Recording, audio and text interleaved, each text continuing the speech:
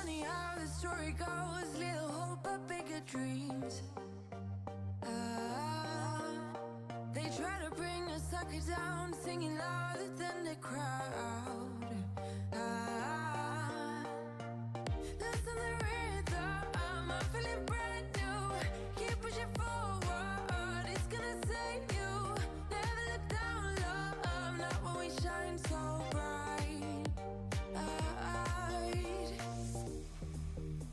The sun is getting warmer. Oh, when we soar away among the clouds, the sky is just a border. Oh, when we're floating up like helium.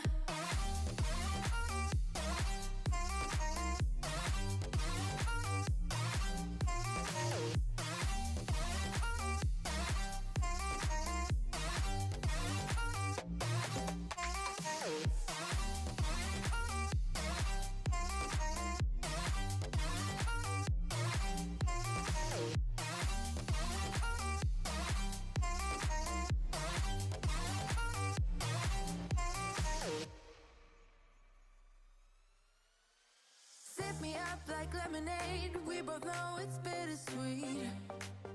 Ah, the sorrowness will bite your tongue. No one is forever young. No, listen the rhythm. I'm feeling brand new. Keep pushing forward. It's gonna save you. Never look down, love. Not when we shine so bright. I know the sun is getting warmer.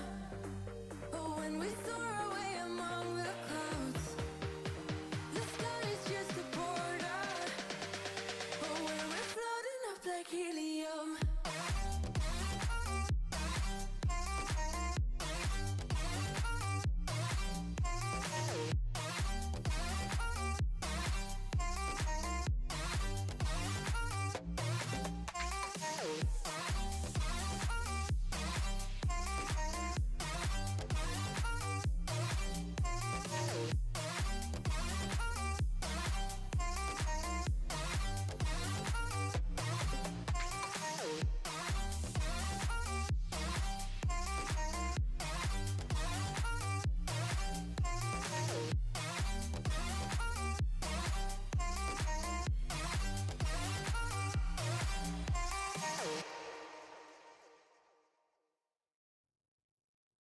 Hello and good evening. Welcome to another Tom Talk Live. I appreciate your time and I'm glad you're here. I wasn't sure if I was going to do this one or not, but this is a topic that I think resonates with a lot of people, and it's certainly one that I've had to work on myself. And so I'm hoping that it's going to be valuable for you this evening. We're going to be talking about 5 mindset shifts to be able to stop being a people pleaser. And so this is certainly something that I've, like I said, been kind of on and off. It's been a struggle for me. There are times that I realize that, I'm not always fully my authentic self, and I'm doing things more for the interest of others than I am for myself. And there's times when it's okay, but then there's a time when it becomes unhealthy. And so when I posted this, I had a few people that responded in the comments that it's something that they also have struggled with, and I think it's a thing that a lot of us deal with. So anyway, I'm hoping it's going to bring you some value this evening. But go ahead and let me know if you're here with me. Put it in the chat. All right, we got a couple of people here already. I always forget to open my little chat window, so we got Adam here. Appreciate you, Adam. Thank you for joining. I hope you're doing well. Hope you had a good week. And all right, yeah, Countdown Dance Party. Yeah, I really like that song. I grabbed some music off of one of those. I can't remember the name of the website.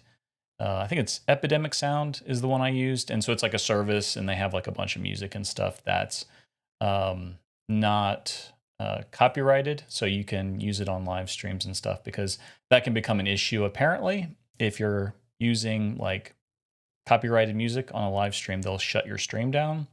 At least that's how it used to be. So I'm not sure if it's still like that. or not. But that's how it used to be. So, but yeah, let me know. I always appreciate engagement. That's one of the reasons why I like doing live streams versus just, pre-recorded content. I've tried doing it that way. Honestly, that's more of a struggle for me for some reason. I don't know if it's just that perfectionist side of myself where I feel like I have to do 100 takes to make sure it's just so. When I'm doing it live, there's no takebacks, right? If I mess up, I have to just keep going. And so I find that it helps me, right? It kind of is a way to bypass the perfectionism. So I have to just keep moving forward regardless of if I messed up or not. And so then the nice thing is also that I'm done. Like once I finish the live stream, I don't have to do a bunch of editing and splicing and all that kind of stuff. It's ready to go. So but the other thing that I like about doing live streaming is the engagement. So having people here to kind of talk with and kind of share and be able to let me know if this is something that's kind of resonating with you is always appreciated. George, good to have you here. Hope you're doing well. Hope all things are good with you, and I'm appreciate you finally caught me doing a live stream. So that is great. There is a way that my friend Eric told me that you can create an event and somehow link that to the live stream. I still have to figure out how to do that. That is definitely something that I'm interested in doing because then it apparently it notifies you. I've never messed with events before. So that would be a new thing for me, but I think it could be valuable. I'm also live streaming this to my YouTube channel. So if you get a chance and you want to check that out, feel free to go to that. It's Tom Talk Live on YouTube. So if you just search Tom Talk Live in YouTube, it should come up along with the Talking Tom cat game. Apparently that's still pretty popular. So that's what else comes up if you search Tom Talk Live. So me and Tom the talking cat. So, but yeah, check that out. And I'm posting a lot of content over there as well. So, all right, well, let's get on with the show, shall we? So yeah, we're talking about dealing with being a people pleaser. And I want to talk about some of the issues with that. So, the idea of being a people pleaser, what does that mean exactly? It's basically when you are um, always feeling like you have to do things in a way that are pleasing other people, right? It's kind of there in the title. You are making decisions and saying things and kind of um, adjusting your own behavior in order to please someone else, right? And so there are certainly times when it is appropriate to maybe being willing to compromise or being willing to give in to what someone else wants, especially if it's a friend or a loved one or even a coworker, and then even sometimes a boss, right? So if they want things a certain way, then yeah, sometimes that's fine and appropriate to being willing to say, yes, we can do it your way. The problem comes in when, first of all, that's what you're always doing, right? You're always essentially doing it the way someone else wants to do it. And if it's not for good reasons, right? And we're going to talk a little bit more about what those negative reasons are. But generally, you're going to be able to tell, right? Usually, the person that's the people pleaser, they start to feel that. You start to feel resentful. You start to feel like people don't really care what you want. You start to feel very negatively, and it can actually hurt some of your relationships because of the way that you have created your boundaries, because of the way that you're always allowing them to get their say and not you. So, what are some mindset shifts that would help with that, right?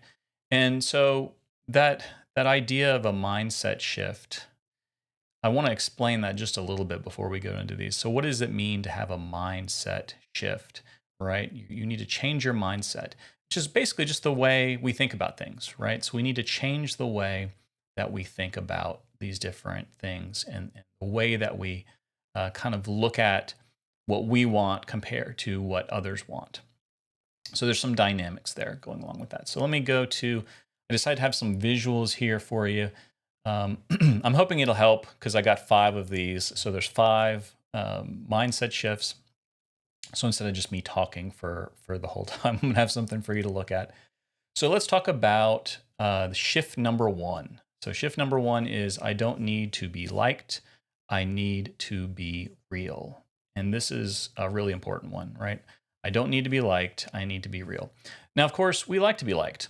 Who doesn't like to be liked? We all do. But the problem is when we prioritize that over being real, when we prioritize being liked over being authentic, that creates a lot of problems. And maybe it doesn't seem so at first because we are just kind of enjoying that feeling of someone liking us. But the problem is they're not liking us because of who we are. They're liking us because we're agreeing with them and giving them whatever it is that they want in that interaction, right? So keep that in mind. When you are the people pleaser, when you're just giving in to what someone wants in order to be liked, they're not liking you for you. They're liking you because of what you're giving them. And so how much better would it be for you to be real, for you to be genuine, for you to stay true to yourself and be able to voice the things that you want and then be liked for that, right? Because then you're being liked for who you really are. And so I think that really changes the dynamic and helps us to realize that there's still a way of getting what we want, right? Because we all want to be liked. But are we being liked for the right reason, right? Or are we just being liked because we're the person that will just roll over and give the other party whatever it is that they're wanting? And the people we interact with, right, they learn that about us, right? They learn that we'll just go along with whatever. And maybe we've had rewards for that in the past. I think there's, a lot of this stuff, I think especially this idea of being a people pleaser can be something that's deeply rooted, right? That's something that goes back to our childhood. That's something that maybe was, times when we got rewarded for, being good and saying the right thing and doing the right thing. And so we realize that, hey, if I do the thing that the person's expecting me to do and that's pleasing to them, then I get rewarded, right? Then I'm seen as valuable. Then I am liked. And so some of this stuff goes way back, doesn't it? And so it really does take some effort to be able to shift this mindset. So before I move on to the next one, let me know, is this something that you have dealt with, right? Do you have that desire to be liked, and has that affected your ability to be able to be real and be authentic? But I really want to say how freeing it is to be true to yourself, right? To really say the things that you want to say, to do the things that you want to do, and for that to be true to you, right? Now, of course, it's okay to not have to have it your way. I mean, the other extreme, right, of this is it's got to be my way all the time, right? And that kind of person's unbearable. I don't know if you have any friends or family members or someone that just, it seems like it always has to be their way or no way at all. And that's a whole nother, that's going to be another live stream, right? Dealing with that. Because that's not pleasant either, right? And nobody wants to be that guy or girl. And so, but that's not what we're talking about, right? You don't have to go to that extreme. You don't have to have it my way all the time. But you can still, be willing to at least voice what it is that you want and not feel like you can only answer in the way that would be pleasing, or at least the way you think would be pleasing to the other person. Okay, so yeah, Summer's dealt with this, and I think so many of us have, right? But yeah, thank you for engaging, Summer. It's good to have you here. So let's go on to the next shift here. So I don't need to be liked, I need to be real. The next one is, and this is a big one for me, my worth is inherent. I don't have to earn love or prove value. My worth is inherent, right? So I have worth just for being me, just for being a human being, right? And from the Christian perspective, it's the idea of I was made in the image of God. All human beings, all humanity, were created in the image of God. We have inherent value. But even if you don't subscribe to that belief system, right, you have to, at least on some level, understand that we all have worth, right? As human beings, we have value. And so it comes down to the difference between internal validation and external validation, right? So where is it that you find your worth? And for me, this has been a struggle, right? This is definitely an area and a shift that I need to have in my own mind, where I keep learning this lesson, right? Basically, it's one of those things where I have to keep telling myself that I don't need external validation. Yeah, it's nice. Of course it is. Of course, it's nice to hear nice things, to hear people give you compliments and to say nice things about you. That always feels good.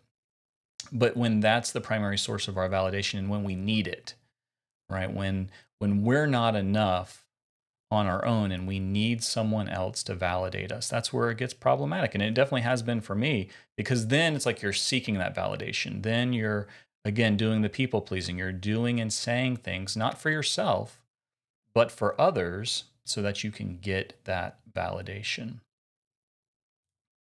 Yeah, absolutely. And thank you for engaging and so with this point, with this shift, right? If we start to realize that I have value, right? I don't necessarily need someone else to tell me that. Then when I kind of free myself of that need, right? Not necessarily that desire. It's okay to have the desire, but when I don't have that need anymore, I'm now free to really be the person that I want to be. And so it's not about performance. It's not about how well I do this or that. I can just rest in who I am as a person. And so I want to ask you a question. Um, One goes back to kind of the first shift also. And the question is this: what's one truth you've been holding back to keep the peace? So what's one truth, one thing that has been on your heart, been on your mind, that you've been holding back, right? You haven't spoken it, you haven't shared it, because you want to keep the peace, because you're afraid of what being truly honest and open and authentic to yourself. You're afraid of what that would do, right? And I'm not necessarily saying you have to tell me in the comments now, right? you know, that might be something that's kind of deeply personal. But I want you to just think about what that is, right? What is that truth? And when might you be able to share that? Someone says it is nice, but if you have a list of who you want to be and you're doing it, you don't need validation because it's coming from you. Yeah, I love that. Right. So I am plotting my own course, right? I am choosing the path and I am giving myself the reward, right? I'm giving myself the praise and the validation. Absolutely. Absolutely. I love that. Tyra is here too. Tyra, hello. Thank you for joining. It is always good to see you here. We're talking about being a people pleaser and how to stop it, right? Some mindset shifts to get away from being a people pleaser. And so, yeah, again, the tagline for this one is: you don't need to be useful to be loved, right? You don't need to be useful to be loved. And that's such a powerful statement to truly internalize, that I have value. It's inherent. It's just in me. It's who I am. And this is the statement that I need to tell myself, right? That I don't have to be useful to be loved, because I always feel like I do, right? I always feel like I need to be useful. Like that's where my value comes from, is being of use to others. And that's when they're going to want to have me around. And that's when they're going to want to be my friend. And that's when they're going to want to, care about who I am as a person, when I have use, when I am of use, and that's when I have value. But of course, that is going to lead me into all kinds of problems. And it has given, created a lot of a heartache for me and frustration. And so learning to shift that into, um, I don't need to be useful to be loved, right? I have value in myself.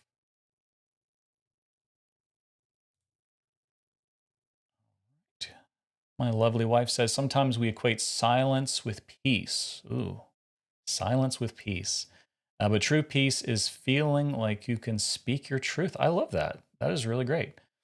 And so, yeah, we've kind of learned this idea of like, well, if I just, keep my mouth shut, then there'll be peace. But sometimes, we need to be able to share our truth, right? The thing that we're feeling, the thing that is on our heart or mind to share. And if we don't feel like we can, um, then that's a problem, right? If we don't feel like we have the ability to share that, especially with someone close to us, then that's not really peace, is it? Summer says, absolutely not. Your existence and what you do with it is enough. Absolutely. Amen to that. I love it. Okay, so we've hit two of them, right? So mindset shift one was you don't need to be liked, you need to be real. Shift two is my worth is inherent. I don't have to earn love or prove value. And let's move on to the shift three, which is saying no is an act of self respect, not rejection. And so this is kind of the part where, yeah, we struggle with saying no, right? We want to be the person that always says yes, whatever is being asked of us. We feel like we need to say yes, right? And that's kind of the distinction because it's okay to help people out, right? It's okay to say yes. And sometimes that feels good, right? We like being useful. Like that's the balance I have to find because I like being useful, right? I like being able to help other people. But I need to also be able to say no, right? There needs to be times where I can step back and say, you know what? I need some time. I need to take some time for me or my family, or I just have other priorities. And so it's okay to say no. That doesn't mean I am rejecting you. That doesn't mean that I don't care anymore. That just means, I have to set a boundary here, right? That's where self respect is. That's the boundaries that we create. And maybe that no is just a not right now. Maybe it's not a final no, but maybe it is a final no. Maybe it is something like, look, this is a boundary that I can't cross. And so the answer is no. But when we're people pleasers, right, we have a ton of anxiety and fear around saying no because we think, oh, what's going to happen if I don't say yes? What's going to happen? They're not going to like me anymore. They're going to be angry with me. Like we kind of catastrophize.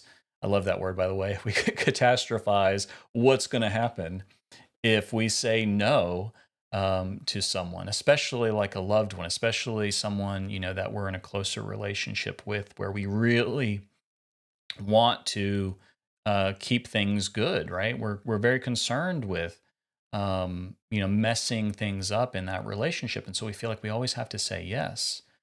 And so that's yeah, I love that, Summer. I'm not available for that. Right? I'm not available for that. So that's another way. So yeah, put that in your toolbox for sure. Instead of saying no, I'm not available for that. I love that.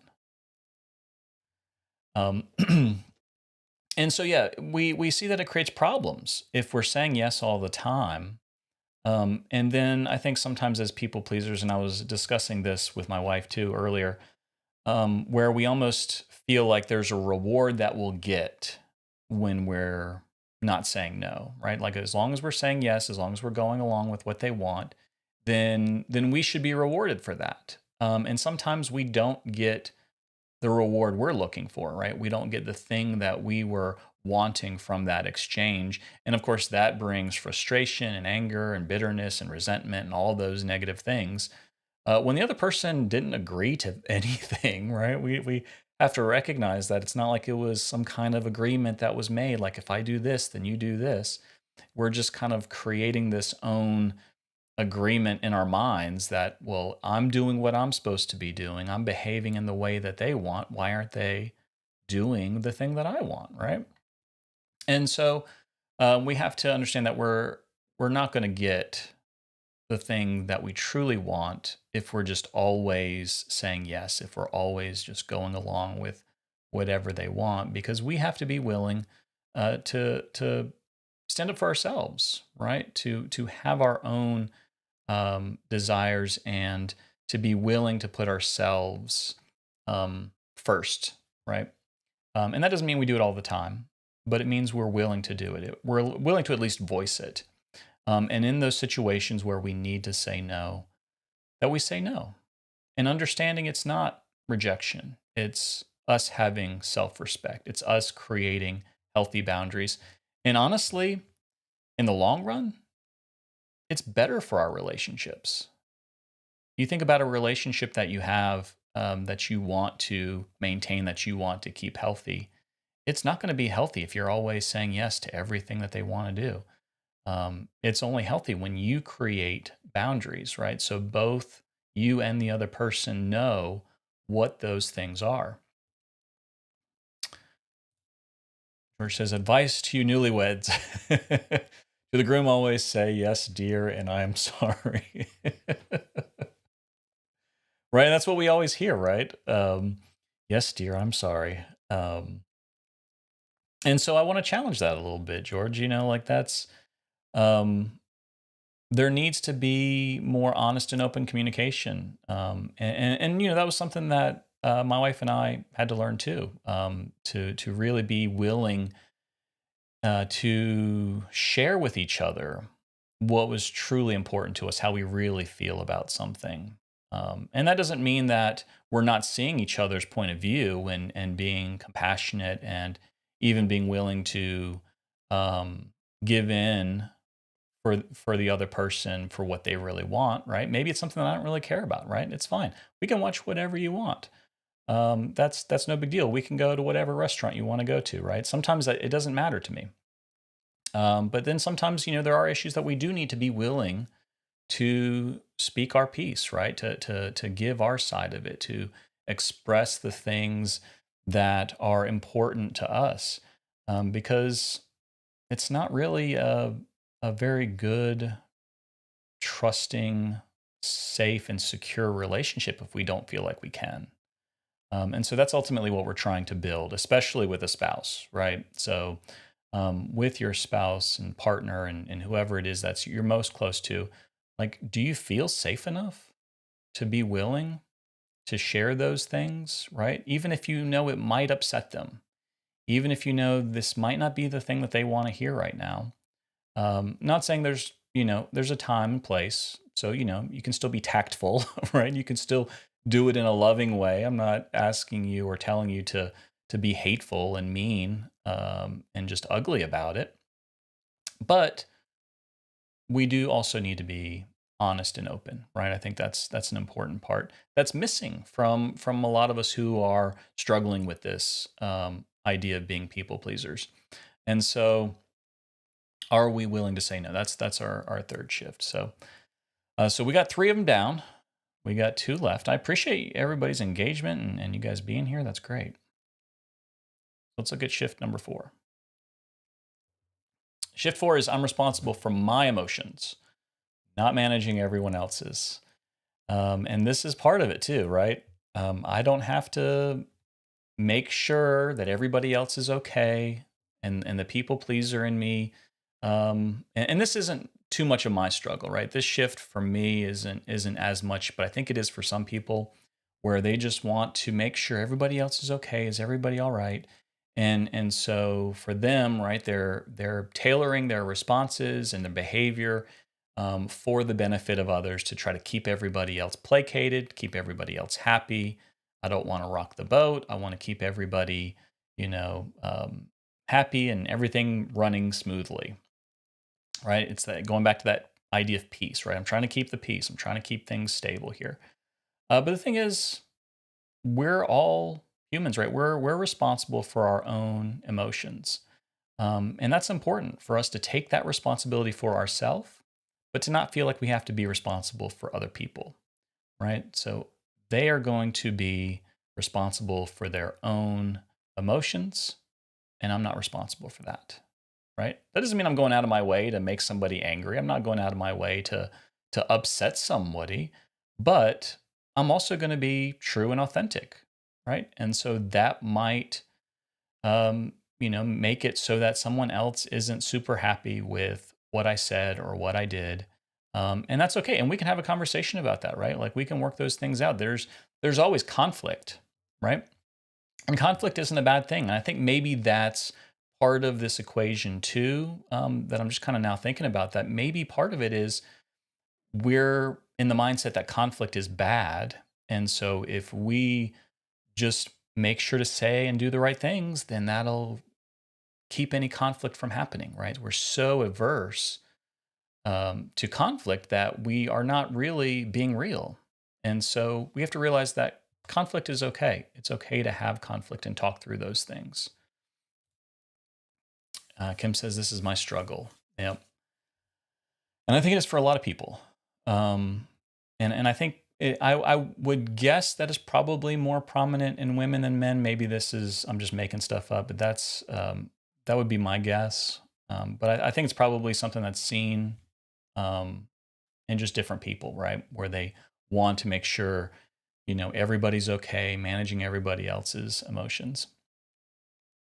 And so that's not to say we can't do things to try to help people feel better, right? If someone's having a bad day, if someone's distressed about something, anxious, whatever it is, right? We can certainly do and say things to try to help them feel better, but we can still do that while being authentic with ourselves.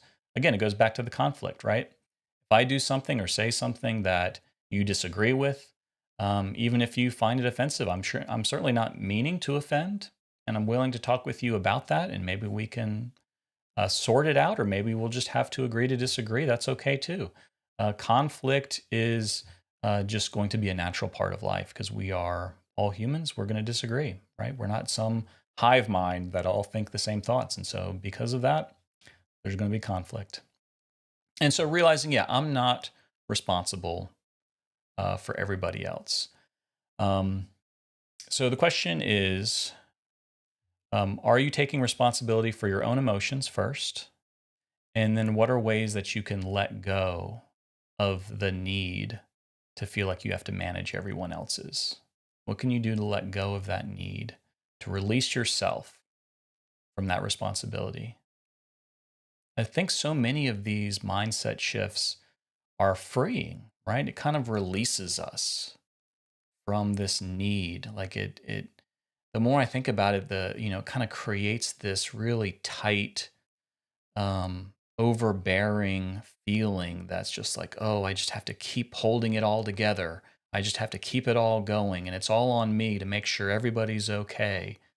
That's exhausting, isn't it? I mean, it's got to be exhausting. And so being willing to let go of that, being willing to say, look, I'm going to be me and I'm going to be kind, but I'm not responsible for how you feel. You're going to have to take that up. Okay, so George says, yeah, my struggle also. So yeah, it's many of us, right? Many of us deal with that. Okay, we got one left. Let's see what our last and final mindset shift is. Oh, wrong button.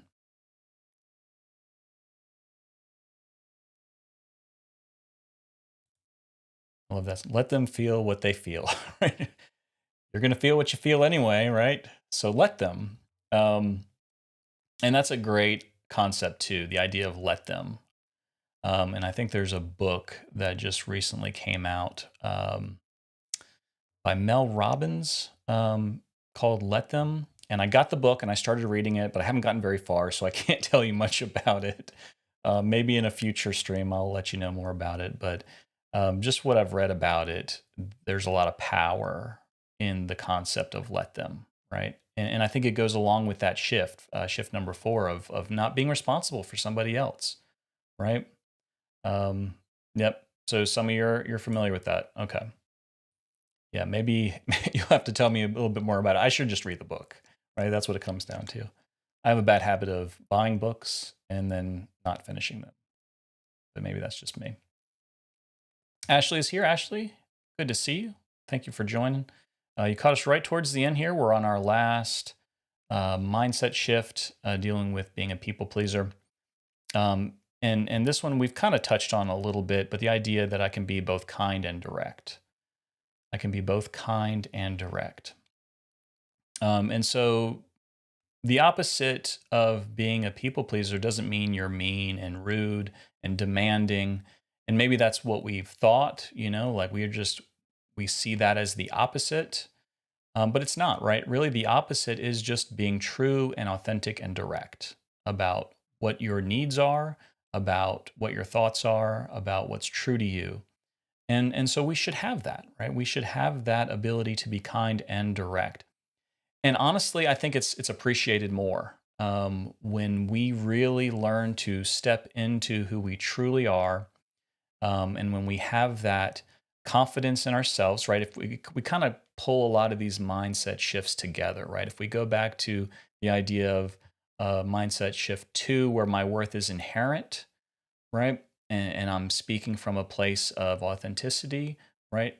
With kindness and being direct, then I think that really is appreciated by others, because then they get to see who we really are and they can deal with that person, right? Instead of us really being fake and not saying what we mean and just placating and just going along with whatever. And people never really know who we are because we never show them. We never speak it. We never demonstrate who we are to them by being direct, right?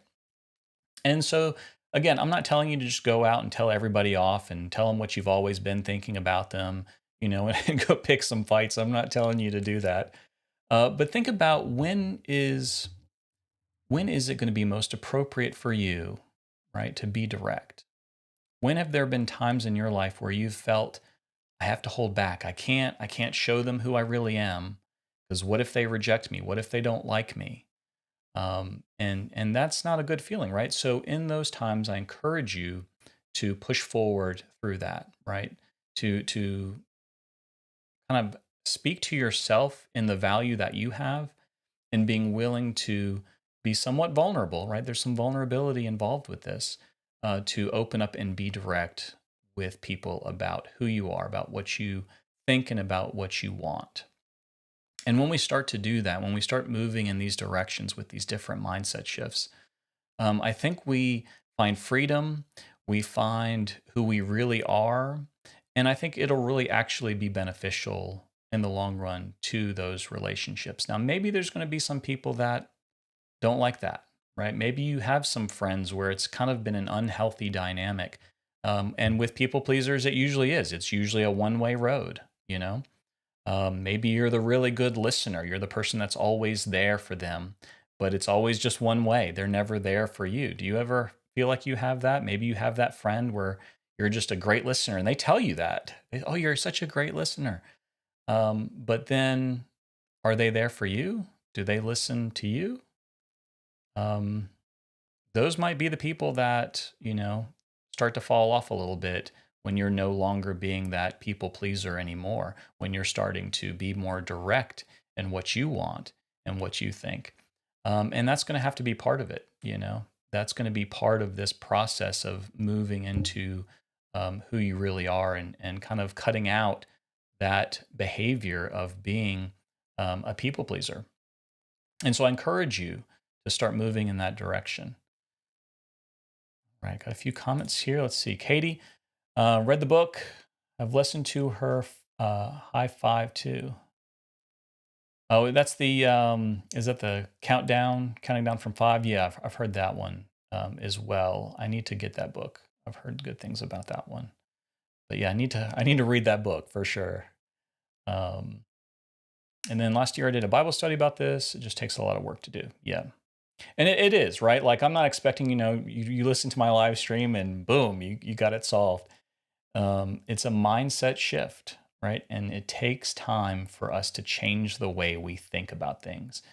And because, like I said, a lot of this goes back to way back, right? Deeply ingrained from childhood, even those things that are just really deep down. And so it does take a lot of work to be able to move past that. And when you speak your truth, it brings your authentic self to the surface. Yes, absolutely. I love that.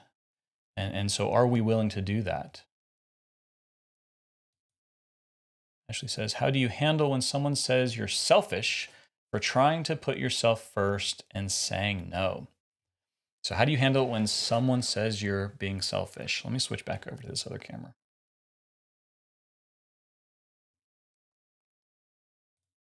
Okay. So again, this is kind of like what I was saying, right? There's going to be people that are not going to be happy if you've been that people pleaser, right? And then you start to change, right? You start speaking your truth. You start being more direct. You start sharing what your desires are and what you want, right? People are going to not like that, especially the ones that are used to you being the people pleaser. So you're just going to have to say, look, I'm not being selfish. I'm just sharing with you what I want or how I feel about this situation, whatever the case may be in that specific circumstance. But it is not selfish, right, to be true to you, right? There's nothing selfish about that. Because really, like, the way you're doing things before, right? For the people pleaser person, right? For that person, they were still doing those things for themselves, right? It's not. I think maybe this is another thing we need to admit to ourselves. For those of us who have dealt with being a people pleaser, it's not that we're just such good, kind, sweet, amazing, selfless individuals, right? Maybe we're perceived that way, but that is not the case. If we're truly honest with ourselves, why are we trying to please other people? It's because of what we're wanting to get in return, right? We think if I do what they want, then I'll get what I want, which could be a variety of different things, right? Maybe it's just what we perceive as peace in that situation, right? We're going to keep things from people from getting upset. I'm going to keep from rocking the boat. No one will be mad at me. No one will be angry with me. No one will be upset with me. That's the reward, right? That's the result that we're wanting. Or maybe it's we're wanting them to give us validation, right? We're wanting them to tell us how amazing and great we are. We want that kind of sense of worth that we're trying to get from them. So these behaviors, right, are really still selfish in the sense that it is something that we're wanting from it. And so I think it's important to see that, right? But it's just not in a healthy way. And so when you start to be more authentic, when you start to share who you really are and what you really want, that's not being selfish, right? Now, you're not demanding you always get what you want. I'm not saying that, right? I'm not saying, well, you need to go out and always make sure you get exactly what you want all the time. That's unreasonable. And that's not what we're saying at all. And so, no, it's not. I don't think it's selfish. I hope that answered the question somewhat. But yeah, they don't like your boundaries. Yep. Summer hit it. They don't like your boundary. Yes, Mel Robbins. Yeah, both of those. I wasn't sure if I was getting her last name right, but yeah, Mel Robbins. Okay, well, thank you guys so much. I hope that was helpful. I feel like this is definitely a topic that probably needs more conversation around and more development. And it is, I think, one of those things that it takes a bit of time, right? It takes a journey to really learn more about who we are, right? Really diving deep in understanding ourselves and then building up the courage to be willing to be authentic to others, right? And I think there's a great value in that. So I hope you guys found this helpful. If you're interested in going in a little more deeper with this, please feel free. I also do coaching. And so if you're interested in that, please just send me a message. We can set up a time and maybe this is an area, or maybe you have some other areas you'd like to discuss and we can go a little bit deeper into that and talk about those things. I'd love to extend to you a gift of a free session to be on a one-on-one coaching call with me, and we can talk more deeply about those things. But thank you, guys. It was great to get so much interaction. That's what I love about doing the live stream. So thank you so much. Yeah, George, thank you for coming. I'm glad you found some value in it, and I hope the rest of you did too. You guys have a great night, and I'll see you in the next one.